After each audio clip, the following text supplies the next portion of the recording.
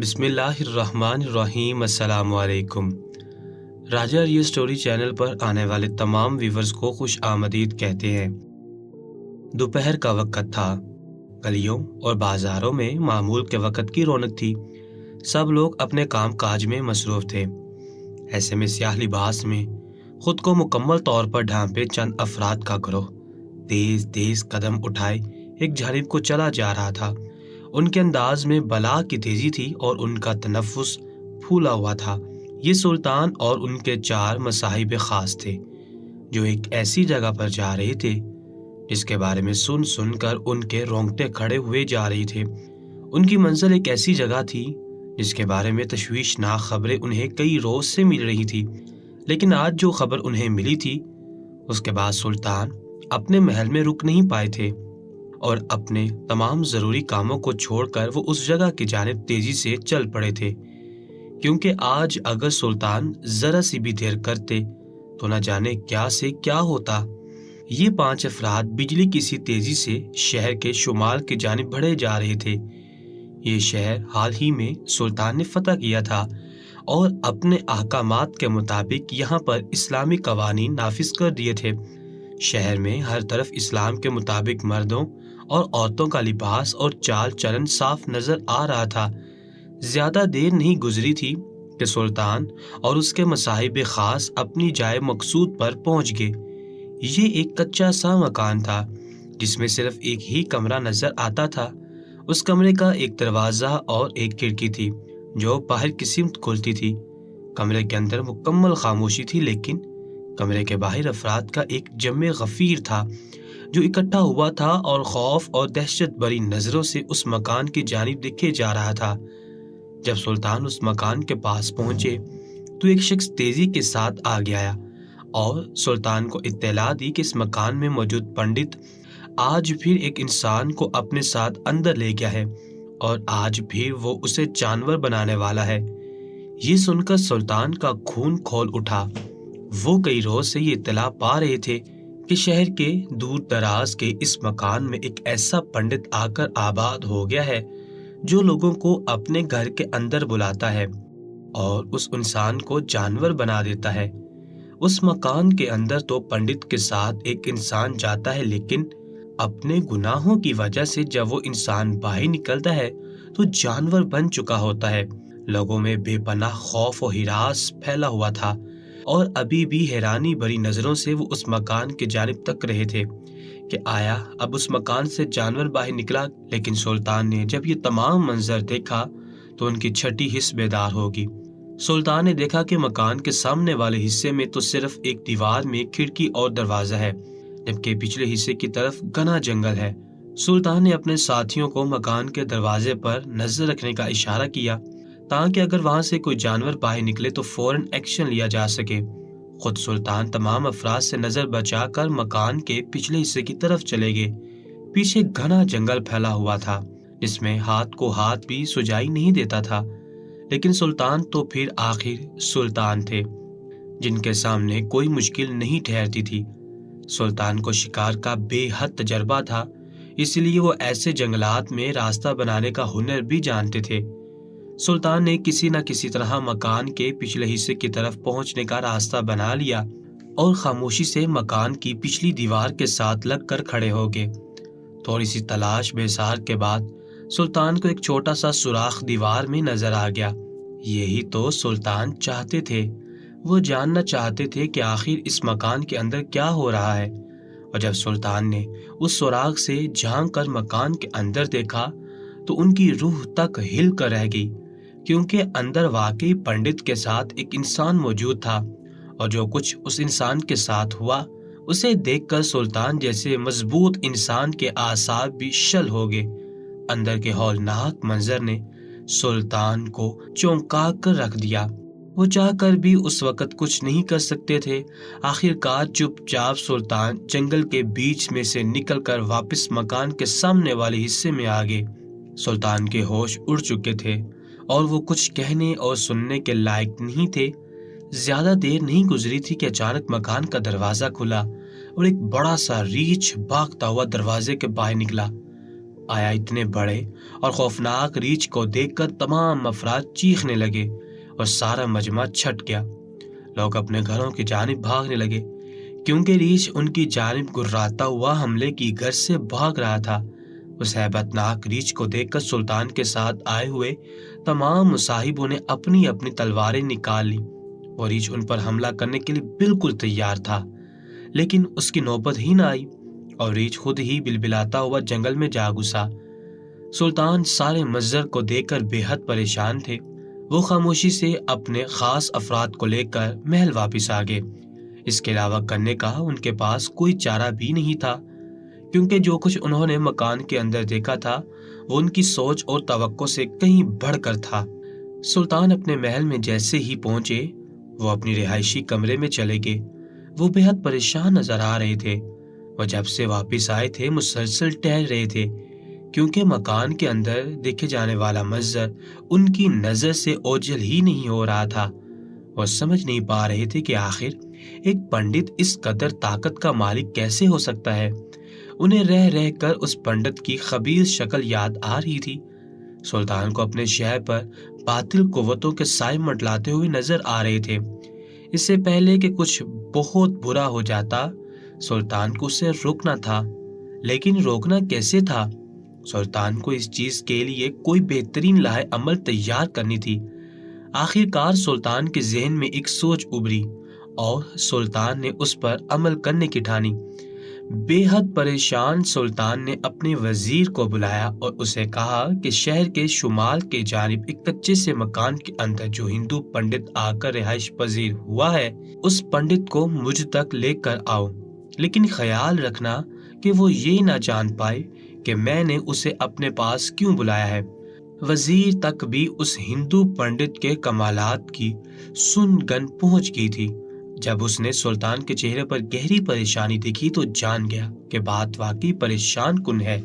وزیر نے بادشاہ کو یقین دہانی کروائی کہ وہ جلد ہی پنڈت کو لے کر بادشاہ کے پاس حاضر ہو جائے گا، لیکن سلطان تو چاہتے تھے کہ ذرا سی بھی دیر کیے بغیر وزیر اس پنڈت کو لینے روانہ ہو جائے۔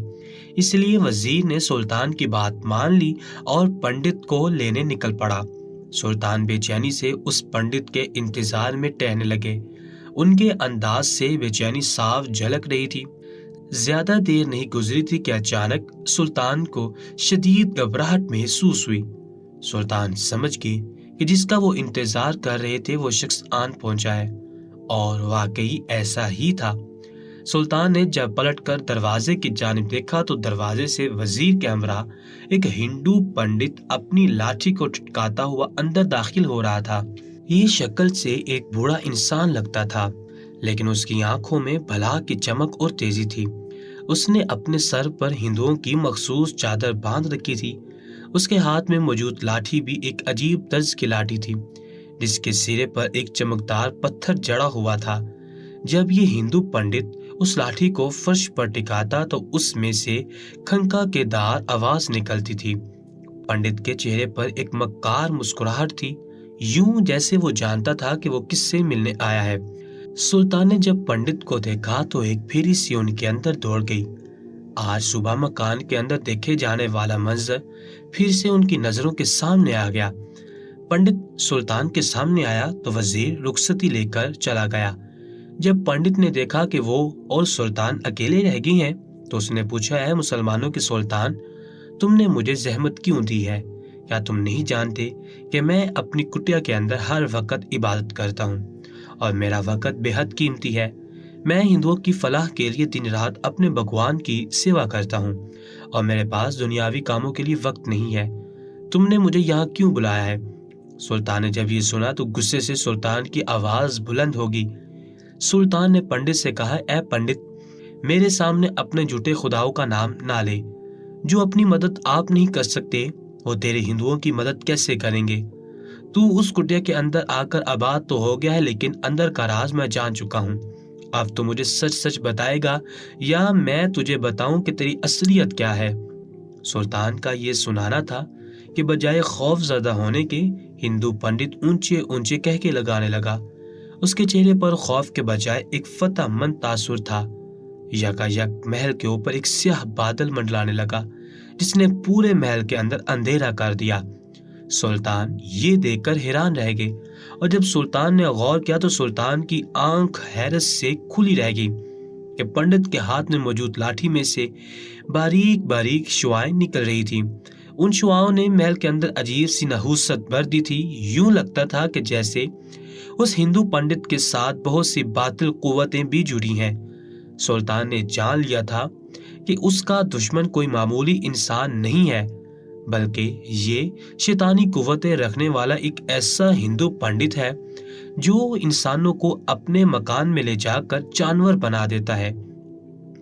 लेकिन मकान के अंदर देखा जाने वाला मंजर भी सुल्तान के जहन में था। यही वजह है कि वो अभी तक परेशानी का शिकार था। सुल्तान ने पंडित को दूसरे तरीके से घेरने का सोचा और उससे पूछा कि वो इंसानों को जानवर आखिर क्यों बनाता है। जब पंडित ने सुना कि सुल्तान उससे उसकी काबिलियत जानना चाहते हैं तो वो खुशी से फूल गया और कहने लगा, मैं इंसानों को उनके आमाल की बदौलत जानवर या इंसान बना देता हूँ। जो कोई शख्स अपने आप को इस इम्तिहान में पेश करता है, मैं उसे अपने भगवान के सामने ले जाता हूँ, और अगर वो इंसान पापी होता है तो जानवर बन जाता है और सारी उम्र अपने पापों की सजा भुगतता है। लेकिन अगर वो इंसान नेक होता है तो मेरे भगवान उसे बख्श देते हैं और वो इंसान की सूरत में ही मेरे मकान से बाहर निकलता है। लेकिन आज तक ऐसा कभी हुआ नहीं, क्योंकि इस शहर के मुसलमान लोग पापों से भरे हुए हैं। यही वजह है कि मेरा भगवान उन्हें जानवर बना देता है। सुल्तान ने जब ये सुना तो मुस्कुरा दिए। अब वो अच्छी तरह से जान चुके थे कि इस हिंदू पंडित का राज क्या है। मकान के अंदर देखे जाने वाले मंजर की कुल्ली उनके सामने खुल गई थी, लेकिन वो ये सब हिंदू पंडित को नहीं बता सकते थे। अगर वो ऐसा कर देते तो पंडित दूसरे ही दिन शहर छोड़कर भाग जाता। उन्होंने सोचा कि पंडित को रंगे हाथों गिरफ्तार करना है और उसके राज को पूरे शहर के सामने जाहिर कर देना चाहिए। चुनांचे सुल्तान ने पंडित से कहा कि वो उसकी बात समझ गया है, वो अपनी मजहबी रसूमात को जारी रखे और अपनी कुटिया में चला जाए। सुल्तान की जानिब से उसे कोई खतरा नहीं है। जब पंडित ने ये सुना तो हैरान रह गया, क्योंकि उसने सुल्तान के बारे में तो कुछ और ही सुन रखा था। फिर उसने ये महसूस किया कि सुल्तान उसकी लाठी का जलवा देखकर खौफजदा हो गया है। वो मक्कारी से मुस्कुराते हुए महल से रुखसत हो गया। जब पंडित महल से चला गया तो सुल्तान अपने दरबार में जाकर बैठ के उन्होंने वजीर को बुलाया और उसे हिदायत दी कि जनाना खाने में किसी को भेजकर फलां कनीज को बुलाया जाए। वजीर ने सुल्तान की बात सुनकर सर हिलाया और चला गया। कुछ ही देर गुजरी थी कि सुल्तान के सामने एक खूबसूरत कनीज मुकम्मल बापर्दा हालत में आ पहुंची। उस कनीज की आंखों में गहरी उदासी थी, लेकिन उसकी खूबसूरती बेमिसाल थी। उसकी आंखों में एक हैरत भी थी कि आखिर सुल्तान ने उसे इस वक्त अपने दरबार खास में क्यों तलब किया है। वो तो पहले ही गमों की मारी हुई कनीज थी, जिसका दिल दुख से फटा जा रहा था। आखिर सुल्तान को उससे क्या काम पड़ गया था। सुल्तान ने अपनी सोचों में गुम जब कनीज की मौजूदगी को महसूस किया तो बगैर नजर उठाए उससे कहने लगे, ए कनीज, मैं जानता हूँ कि मेरा तुम्हें इस तरह यहाँ बुलाना नागवार गुजरा होगा। तुम अरसा दराज से अपने गुमशुदा शोहर का इंतजार कर रही हो और उसकी मोहब्बत तुम्हारे दिल को सुकून नहीं आने देती। ऐसे में मेरा तुम्हें यहाँ बुलाना और अपनी मदद के लिए पुकारना यकीनन तुम्हें नागवार लगा होगा, लेकिन इस काम के लिए मुझे तुमसे मुनासिब मददगार और कोई नहीं मिला। कनीज ने जब ये सुना तो हैरान रहेगी कि आखिर इस पूरी सल्तनत के सुल्तान को मददगार के तौर पर उस कनीज में आखिर क्या नजर आया। वो अपने सुल्तान से बेहद अकीदत रखती थी और अपने गम और दुख के बावजूद सुल्तान की मदद के लिए हर वक्त तैयार थी। सुल्तान ने कनीज से कहा कि शायद वो ये बात जानती है कि शहर पर कैसी आफत मंडला रही है। एक हिंदू पंडित शहर में आकर बस गया है और मुसलमानों को जानवर बना रहा है। उसके खौफ से लोग दीन इस्लाम को छोड़कर हिंदू बनना चाह रहे हैं ताकि वो जानवर ना बन जाए। इस परेशानी के आलम में वो कनीज ही सुल्तान की मदद कर सकती है। जब कनीज ने सुल्तान के मुंह से हिंदू पंडित का नाम सुना तो समझ गई कि सुल्तान ने मदद के लिए उसका इंतखाब क्यों किया है। उसने एक लम्हे की देर किए बगैर सुल्तान से कहा, क्या मेरे सुल्तान, मैं हर लम्हा आपकी मदद को तैयार हूँ। आप जैसा चाहेंगे मैं वैसा करूंगी। सुल्तान ने जब कनीज का ये जवाब सुना तो मुस्कुरा दिए। वो जानते थे कि उनकी रियाया नेकी का साथ देने में कभी पीछे नहीं हटेगी। सुल्तान ने कनीज के साथ एक लंबी बात की। कनीज अक्लमंद थी, सुल्तान की तमाम बातों को सुनती रही। वो जान गई थी कि सुल्तान क्या चाहते हैं और वो इस काम का साथ देने के लिए बिल्कुल तैयार थी। सुल्तान ने जब कनीज को अपना तमाम लाए अमल बता दिया तो उनसे कहा, आज रात तैयार रहना, आज की रात हम सब के लिए बेहद खास है। कनीज ने सुल्तान की बात सुनकर सर हिला दिया और इजाजत लेकर दरबार से चली गई। उसे आने वाली रात के लिए खास तैयारियां करनी थी। सुल्तान ने जब कनीज को रुखसत कर दिया तो परेशानी से अपने हाथों को मसलने लगे। उनका दुश्मन खतरनाक था, लेकिन वो उससे निपटने के लिए बिल्कुल तैयार थे और आज रात वो उस पंडित का मुकाबला करने वाले थे। दूसरी तरफ कनीज जब बादशाह के दरबार से निकली तो गहरी सोचों में गुम थी। बादशाह ने जब हिंदू पंडित का नाम लिया तो उसका ज़हन यकायक अपनी पिछली जिंदगी की तरफ चला गया था। वो जानती थी कि सुल्तान ने उसका इंतखाब क्यों किया है। उसका गुमशुदा शोहर, जिससे वो बेहद मोहब्बत करती थी और दोनों ने पसंद की शादी की थी, वो भी पहले हिंदू मजहब से जुड़ा हुआ था। लेकिन एक रोज जब उसने कनीज की खूबसूरती को देखा तो अपना दिल हार बैठा।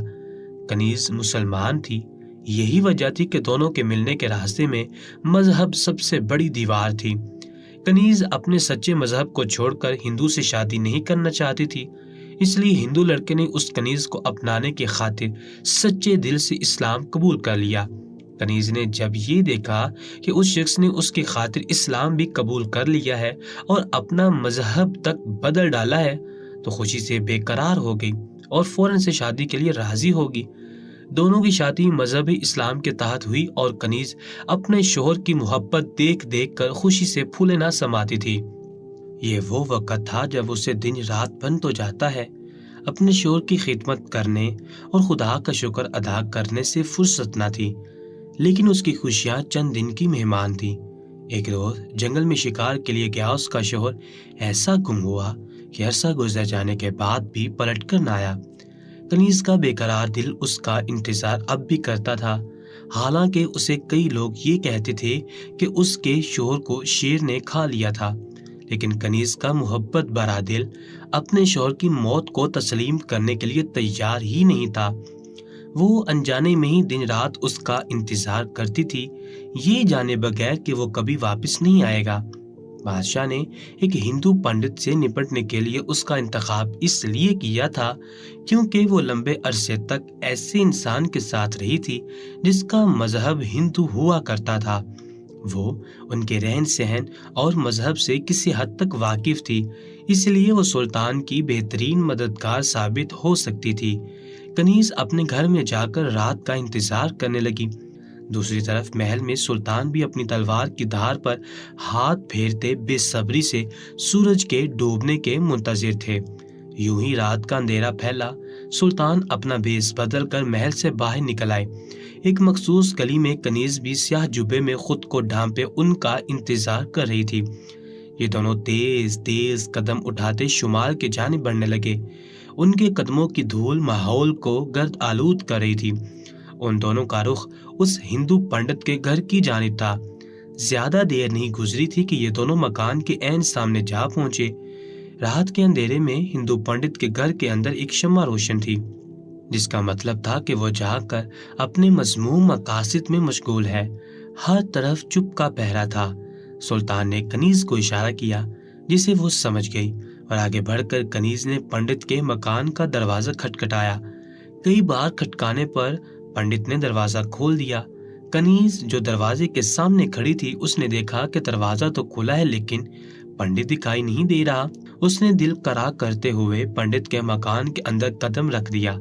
सामने ही हिंदू की काली माता की बड़ी सी मूर्ति रखी थी, जिसके कदमों में पंडित सर झुकाए हाथ बांधे बैठा था।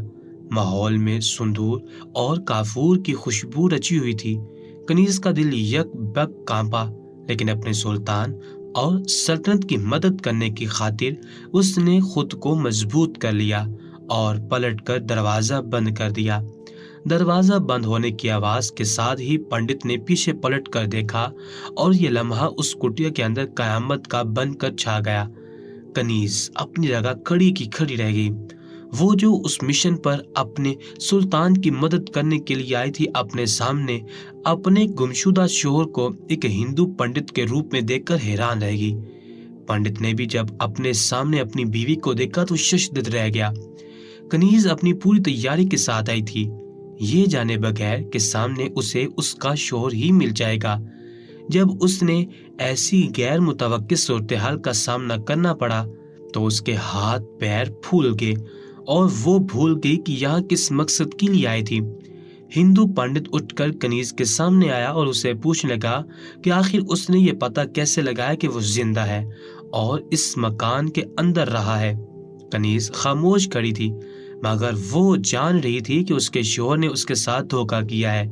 उसने मजहब इस्लाम को दिल से कबूल नहीं किया था और जैसे ही उसका दिल कनीज से भर गया, उसने जंगल में खो जाने का बहाना बनाकर कनीज को छोड़ दिया और गायब हो गया। और आज वो फिर से एक हिंदू पंडित के रूप में मौजूद है, जिसका यही मतलब है कि वो दोबारा से हिंदू बन चुका था। कनीज ने जब इस बात पर गौर किया तो अचानक से उसका दिल अपने शोहर के खिलाफ नफरत से भर गया। जो मोहब्बत उसके अंदर अपने शोहर के लिए थी वो खत्म हो गई और उसके जगह नफरत और गुस्से ने ले ली। अब वो ज्यादा ख्वाहिशमंद थी कि सुल्तान उसका साथ देकर हिंदू पंडित का राज फाश कर सके, लेकिन हिंदू पंडित ये बात नहीं जानता था। वो समझ रहा था कि उसकी बीवी उसका पीछा करते करते यहाँ तक आ पहुंची है। उसने अपनी बीवी को मुखातिब किया और कहने लगा, मैं मजबूर था, मैं तुमसे मोहब्बत तो करता था, लेकिन मैं अपना मजहब नहीं छोड़ सकता था। मैं अकेला नहीं, मेरे साथ कई लोग जुड़े हैं। हम लोग इस पूरी दुनिया में हिंदू राज के लिए काम करते हैं। हमारा मकसद बहुत खास है। इस खास मकसद को पाने के लिए मैंने अपनी मोहब्बत की कुर्बानी दे दी और तुम्हें छोड़ दिया। लेकिन आज तुम जब लौटकर मेरे पास आ गई हो तो अब तुम भी मेरे साथ शामिल हो। मेरी इस छोटी सी दुनिया में मेरे हर राज के साथ मैं तुम्हें जरूर शरीक करूंगा।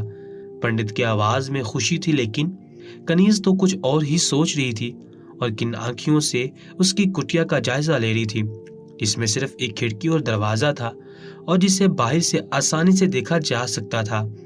कमरे का फर्श मुकम्मल मिट्टी का था, जिसमें से किसी दूसरी जगह निकलने का कोई रास्ता नहीं था। तो फिर आखिर ये पंडित इंसानों को जानवर कैसे बनाता था? क्या वाकई वो कोई जादूगर था या फिर ये कोई शोबदाबाज था? इसी बात का पता लगाने के लिए तो कनीज यहाँ आई थी। वो ये बात जानती थी कि सुल्तान मकान के पिछले की तरफ जंगल में से एक सुराग के जरिए इन दोनों पर नजर रखे हुए हैं और वो कनीज पर कोई आंच नहीं आने देंगे।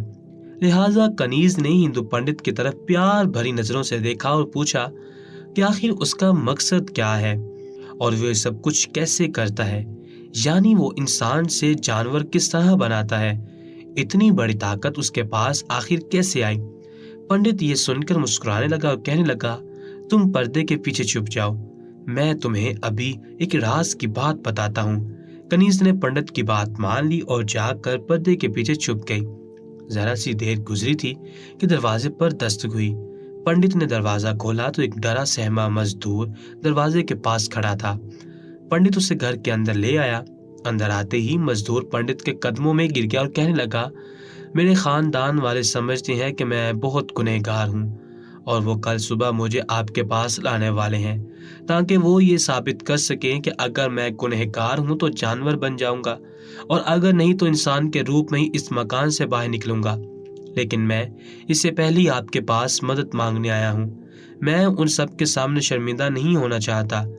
मैं चाहता हूँ कि आप अभी और इसी वक्त मेरा इम्तिहान लीजिए।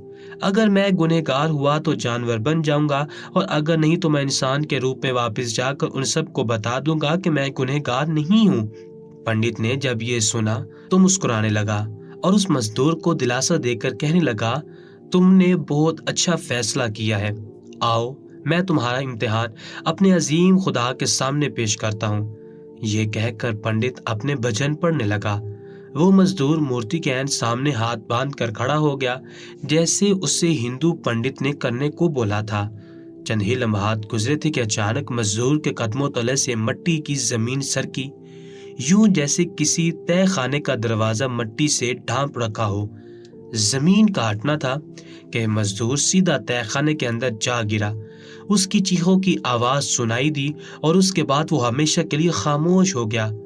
कनीज, जो दरवाजे के पीछे से ये सब कुछ देख रही थी, शशदत रह गई।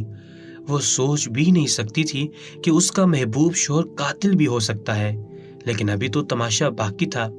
हिंदू पंडित ने तहखाने का दरवाजा बंद किया और दूसरी तरफ जल्दी जल्दी मट्टी कुरेदने लगा। तेज तेज हाथों से मट्टी हटाने के बाद उसके सामने एक और तहखाने का दरवाजा नजर आया। उसने दरवाजा खोला और अपनी लाठी से जमीन को ठकोर कर एक मखसूस आवाज पैदा की। यकायक कोठी के अंदर रोशनी की बारीक बारीक किरणें फैल गईं, जो पंडित की लाठी में से निकल रही थी। उस लाठी की रोशनी में कनीज ने देखा कि तहखाने में से एक बड़ा जानवर निकल रहा है। ये जानवर पंडित के सामने ऐसे सर हिला रहा था जैसे उसका पालतू हो। पंडित ने उस जानवर का सर सहलाया और लाठी से बाहर की जानिब इशारा किया। जानवर पालतू कुत्ते की तरह सर हिलाता हुआ दरवाजा खोलकर बाहर जा निकला और बिलबिलाने लगा, जोर जोर से चिल्लाने लगा और आखिरकार चिल्लाते चिल्लाते जंगल में जा घुसा। जब कनीज ने ये सब कुछ देखा तो अब शक की कोई गुंजाइश ही नहीं रही थी। यही सब कुछ उसे सुल्तान ने बताया था। वो और सुल्तान दोनों ही उस पंडित का राज जान चुके थे। बस इस राज को शहर वालों के सामने लाना जरूरी था। कनीज पर्दे के पीछे से ही निकल आई और आते ही पंडित की तारीफ करने लगी और कहने लगी कि उसने इस कदर ताकत और काबिलियत आखिर कहां से हासिल की। पंडित ने जब ये सुना तो खुशी से फूले ना समाया। वो आज भी कनीज के हुस्न का दीवाना था। उसने कनीज से कहा कि वो एक मामूली सा हिंदू सेवक था जो एक बड़ी तंजीम ने अपने बड़े बड़े मकासद के लिए चुन लिया है। ये तंजीम इसी तरह मुसलमानों को अगवा करती है और बाज को मार डालती है। जिनको अगवा करती है उन्हें मजबूर करके मजहब तब्दील करवाया जाता है या फिर शैतानी मकासद के लिए इस्तेमाल किया जाता है। इस तंजीम के कब्जे में कुछ शैतानी मुक्कलात भी हैं जिनसे ये लोग अपने काम निकलवाते हैं। ये हिंदू पंडित भी उसी तंजीम का एक रुकन है और इस कुटिया में बैठकर उनका काम कर रहा है। जब हिंदू पंडित ने कनीज को अपने बारे में सब कुछ सच सच बता दिया तो उससे कहने लगा कि अब वो चाहता है कि कनीज फिर से उसके साथ रहने लग जाए, बिल्कुल पहले की तरह, उसकी बीवी की हैसियत से, क्योंकि अब वो मालदार है और उसे हर खुशी भी दे सकता है। जल्द ही शैतानी तंजीम उसे एक आला ओहदा भी देने वाली है। कनीज ने यह सुना तो उसके सब्र का पैमाना लबरेज हो गया। उसने फौरन ही हाथ बढ़ाकर पंडित की लाठी उठाई और घुमाकर पंडित के सर पर दे मारी। शदीद चोट से पंडित बेहोश हो गया। कनीज ने जमीन पर मार मार कर पंडित की लाठी का सुनहरी पत्थर तोड़ डाला जिसमें पंडित की शैतानी कुव्वत जमा थी। जब ये देखा तो मकान के बाहर से सुल्तान भी दौड़ते हुए मकान के अंदर आ गए। कनीज ने शदीद इश्तियाल में सारा काम ही खत्म कर डाला था। सुल्तान अपनी फौज को बर वक्त पहुंचने की इत्तला दे चुके थे। जल्द ही पूरी कुटिया के इर्द गिर्द सुल्तान की फौज जमा हो गई जिसने बेहोश पंडित को गिरफ्तार कर लिया। शोर की आवाजें सुनकर पूरा शहर ही उमड़ आया था। सुबह का सूरज निकलने वाला था जब सुल्तान ने उस मक्कार पंडित को गिरफ्तार किया और तमाम शहर वालों के सामने तय खाने का दरवाजा खोला जिसमें कई मुसलमानों के ढांचे पड़े थे। शहर वाले जान गए थे कि ये हिंदू शोबतेबाजी करके उनके प्यारों को मार डालता था और वो सब के सब उन्हें गुनहगार तस्वुर करके लान तान किया करते थे। पंडित का मुस्तकबिल अब सुल्तान के हाथ में था। कनीज के दिल को आखिरकार सुकून मिल गया जो एक बदकार शोहर के इंतजार में अपनी उम्र गुजार रही थी। उसे भूलकर खुशी खुशी अपनी नई जिंदगी गुजारने लगी। सुल्तान की अक्लमंदी और जहानत ने मुसलमानों पर मंडलाते एक और खतरे को टाल दिया और साबित किया कि सुल्तान अपने वक्त के बेहतरीन हुक्मरान हैं। प्यारे व्यूअर्स, अगर आपको हमारी ये कहानी अच्छी लगी हो तो हमारे चैनल राजा रियल स्टोरी को सब्सक्राइब करें, साथ लगे बेल आइकन को भी जरूर प्रेस करें ताकि इस तरह की प्यारी वीडियो का नोटिफिकेशन आपको बर वक्त मिल सके।